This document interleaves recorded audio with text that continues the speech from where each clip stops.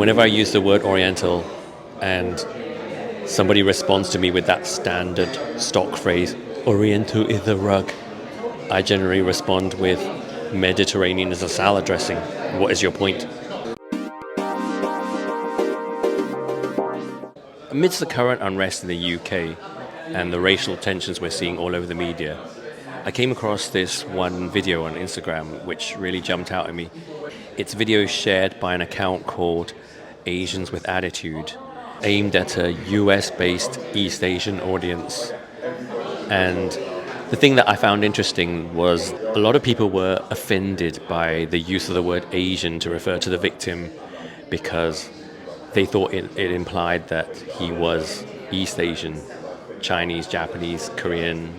And this is something that I deal with all the time because I live in the UK where Asian does not mean the same as what it means to the average American. The word here means Indian, Pakistani, Bangladeshi, Sri Lankan. It refers to brown people, essentially, as opposed to yellow people, to put it crudely.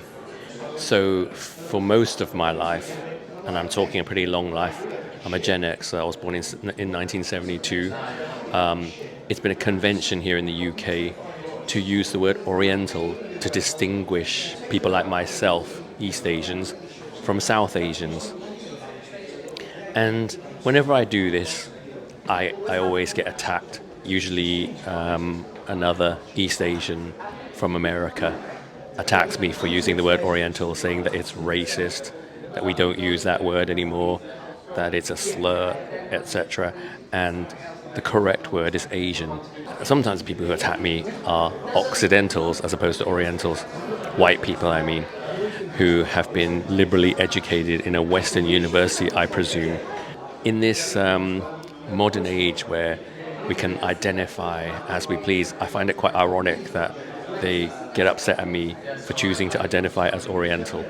So getting back to this post, there are huge arguments taking place in the comments over the meaning of the word Asian. And looking at some of these comments, it dawned on me that a lot of people living in the States who believe that East Asians own the word Asian don't seem to realize that Asia covers over half the planet. It includes not only, as I said, India, Pakistan, Bangladesh and Sri Lanka, but also the other stands along the Silk Road and Eastern Russia. So broad and nondescript in that it covers white people, brown people and yellow people. So to believe that East Asians own that word, that they can use it in a manner that excludes all those other nationalities, I think is very naive and ethnocentric. Ethnocentric is a word that I learned in anthropology. It means that you're judging other cultures through your own narrow cultural lens. And I think that that's something that a lot of, I hate to play this generation game, but it's just something that's undeniable. A lot of Gen Zs and millennials who've been university educated in North America seem to be terribly ethnocentric in their worldview. They're so obsessed with seeing the world through this narrow lens of what they were taught in university that they don't realize that language is used differently in other countries and has different meanings. And the thing that I find really ironic is that the people who attack me for using the word Oriental and insist that I use the word Asian instead believe that they're being inclusive. I just don't understand how they think that their use of the word Asian in a manner that excludes so many other types of Asians is inclusivity. If they truly cared about inclusivity, then every time they use the word Asian to refer to Oriental people, they should specify East Asian, Southeast Asian, and Northeast Asian. But they never do. So getting back to ethnocentrism and the lack of understanding over how the meaning of words varies from one place to another, Asian as a collective word refers to different demographics in different countries, depending on which is the predominant groups of Asians in that particular country. So in the UK, as I said before, the word Asian refers to Indian, Pakistani, Bangladeshi, and Sri Lankan people because the brown Asians were here before us and far outnumber us. So the meaning of the word just developed over time through common usage to refer to the most common groups of Asian people in the UK. And in the US, the East Asians and Southeast Asians far outnumber South Asians, and so that's why the word has a different meaning to North Americans. When you're in Asia itself, the word Asian is pretty much meaningless, as you can imagine, so you will very rarely hear any Asian refer to themselves or their group as Asian. Instead, most East Asians, Southeast Asians, and Northeast Asians refer to themselves collectively as Oriental in Asia. And the word has no negative association among actual Asian people in Asia. So where does this fear of Orientalism stem? Let's start by looking at the meaning of the word itself, the etymology of Oriental. So the root of the word Oriental or Orient is oriens in Latin. And oriens means to rise, as opposed to occidere, which means to fall.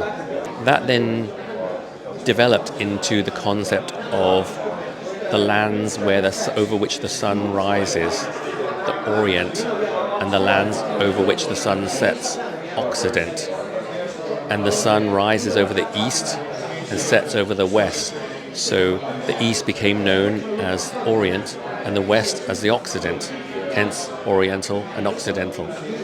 Now, I don't know about you, but I find that to be such a beautiful, timeless, magical concept. I mean, what a magnificent way to view the world. So when did the word Oriental start to become offensive? Well, it was around the time we decided to start demonizing colonialism and looking at our history through an anti-imperialist lens, analyzing literature, art, language through that lens. And in particular, there was one book written by a man called Edward Said called Orientalism, all about this topic. And in that book, he suggests that Orientalism is a demeaning Western sort of approach to cultures of the Far East. In fact, it wasn't specifically the Far East, but he was referring to the Middle East, the Far East, and North Africa. And his view was that the concept of Oriental versus Occidental was a colonialist concept that othered the people of the Orient and exoticized them, looking at these countries through a European gaze, which relied on tropes, stereotypes about the beauty, mystery, exoticism, and sensuality of Oriental cultures. Yeah, that's it. Personally, I don't find anything offensive in that.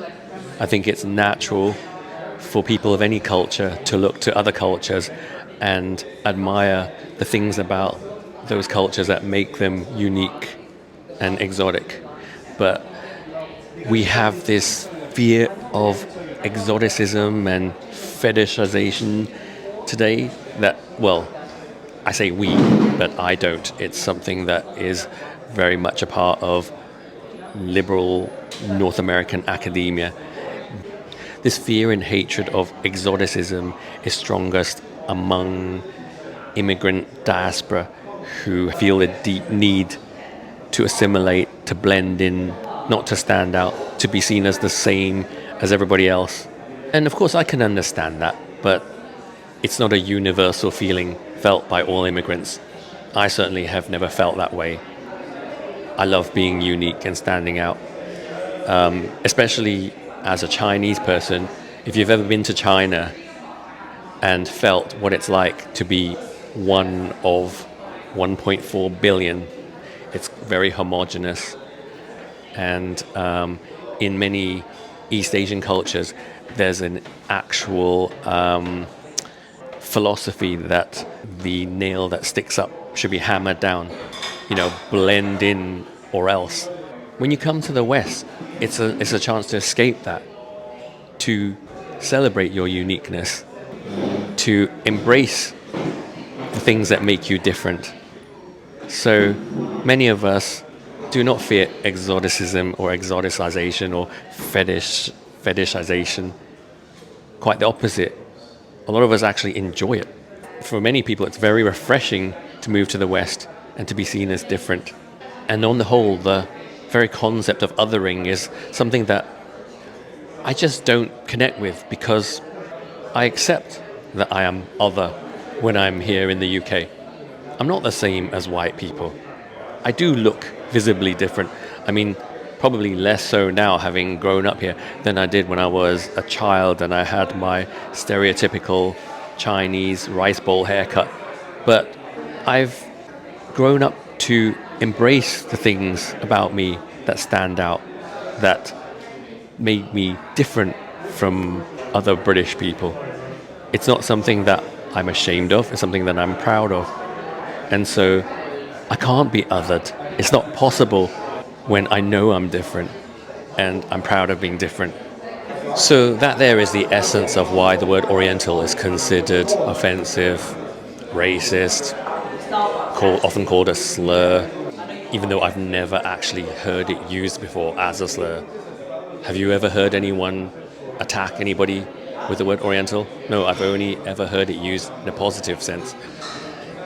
It just boils down to the fact that it's connected to colonialism. And if we're going to look at language that way, you could argue that the entire English language is connected to colonialism. There are many words that have been used against me through the course of my life to describe my ethnicity, my nationality, my culture, that have been deliberately offensive and hurtful. And I can guarantee you Oriental was not one of them. So whenever I use the word Oriental and somebody responds to me with that standard stock phrase, Oriental is a rug, I generally respond with Mediterranean is a salad dressing. What is your point? And actually, here in the UK, we don't call them Oriental rugs anyway, we call them Persian rugs.